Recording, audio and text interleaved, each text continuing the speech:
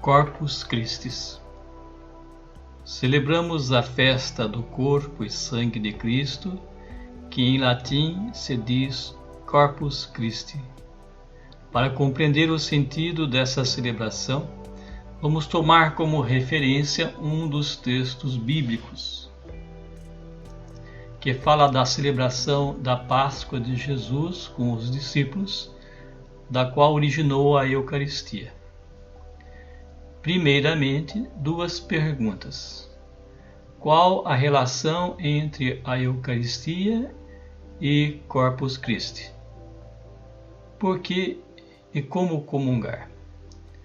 Vejamos, primeiro, a história dessa celebração, que foi instituída na Igreja pelo decreto do Papa Urbano IV em 1264, no qual se afirma que a data deveria ser numa quinta-feira, 60 dias após a Páscoa cristã, de modo que fosse feita a memória da instituição da Eucaristia por Jesus.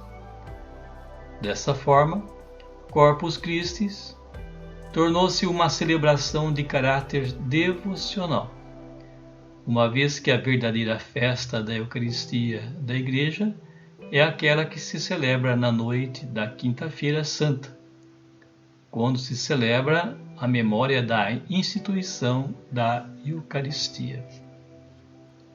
Na sua origem, a festa de Corpus Christi veio da religiosa agostiniana e mais tarde Santa Júlia. Conforme se difundiu na Europa, essa religiosa teve uma visão divina, na qual se exigia que se incluísse no calendário da Igreja uma festa anual para comemorar o sacramento da Eucaristia. Tudo começou em 1230, na paróquia de São Martim, em Ligier, onde se realizou uma procissão eucarística no interior da igreja. 17 anos mais tarde, ela foi para as ruas e tornou-se festa nacional na Bélgica. Em 1264, essa celebração do triunfo eucarístico ganhou expressão mundial, sendo celebrada nas ruas como desejava o Papa. O Concílio de Trento, em resposta a Lutero, que negava a transubstanciação, isto é, a presença real de Cristo na Eucaristia, de certo modo, incentivou tais manifestações para fazer frente às ideias de Lutero.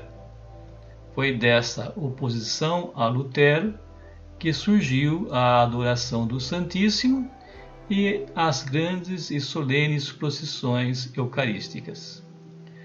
No início do cristianismo, uma das dimensões mais acentuadas da Eucaristia era a da ação de graças da comunidade que se reunia para atender ao preceito do Senhor de celebrar a memória de sua morte e ressurreição.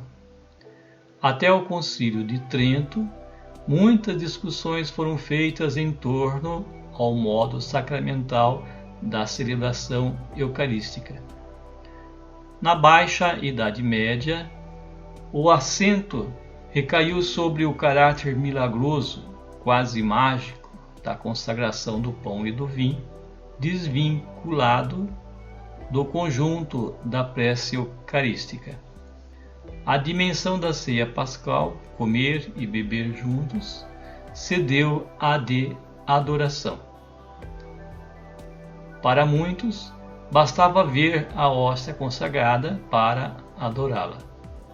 Também, nesta época, a grande maioria dos fiéis não comungava mais durante a missa. Inclusive, o termo comunhão espiritual adveio dessa compreensão reducionista do mistério da Eucaristia. Não foram poucos os fiéis que receberam a comunhão eucarística apenas como viático, ou seja, momentos antes da morte. Textos bíblicos, de modo especial, 1 Coríntios, capítulo 11, 23 até o 26, conforme memória recebida pelo apóstolo Paulo, Jesus tomou o pão e disse: Tomai isto, é meu corpo. Tendo nas mãos uma das taças de vinho, e os judeus tomavam na ceia pascual, no caso, aquela tomada depois da refeição, Jesus disse: Isto é o meu sangue. Jesus se oferece como alimento, pão e sangue derramado em favor de muitos. O pão é o sustento da vida comunitária. O sangue, na visão judaica, representava a vida, Deus. Outros testemunhos relatam que as primeiras comunidades se reuniam aos domingos para uma ceia do Senhor, ou para a fração do pão. O nome Eucaristia, substituindo ceia do Senhor e fração do pão, apareceu somente entre os anos 90 e 110. A Eucaristia, além de ser celebração do sacrifício de Jesus na cruz, é também memória do evento salvador. Quem vai à missa não o faz por sacrifício pessoal, nem por obrigação, mas em atenção ao mandato de Cristo de celebrar o seu memorial. Fazei isto em memória de mim. Na comunidade reunida se dá a presença real de Cristo na Eucaristia, ao celebrar o sacrifício de Cristo, fazendo sua memória, proclamando o ressuscitado, rendendo graças a Deus e se associando a Ele. Portanto, jamais podemos separar os sinais sacramentais do corpo e sangue de Cristo da sacramentalidade da comunidade que se reúne, pois o que se pede durante a prece eucarística é que, comungando destes dons, ela, a comunidade, se torne um corpo eclesial.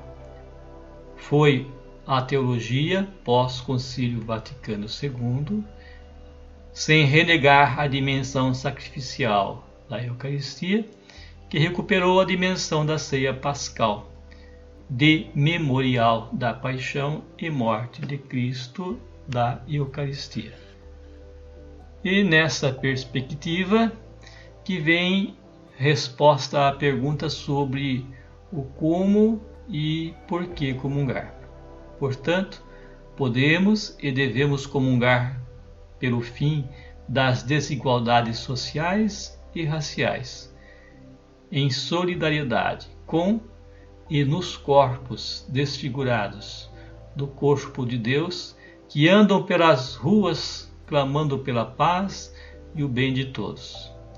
Comunhão não é prêmio para os perfeitos, como afirmou o Papa Francisco. E ele ainda acrescentou: a comunhão é um dom, um presente. É a presença de Jesus na igreja e na comunidade. Eu nunca neguei comunhão a ninguém. Termino pensando nos recasados que vivem a fé em comunidade e se negam a receber a comunhão. Por qual motivo? Não se justifica privar de receber o corpo de Cristo. Por fim, podemos e devemos comungar o corpo de Cristo, que se fez carne e nos convoca a ser solidários no altar da vida, nas ruas sem tapetes e nas igrejas domésticas, as famílias. Amém.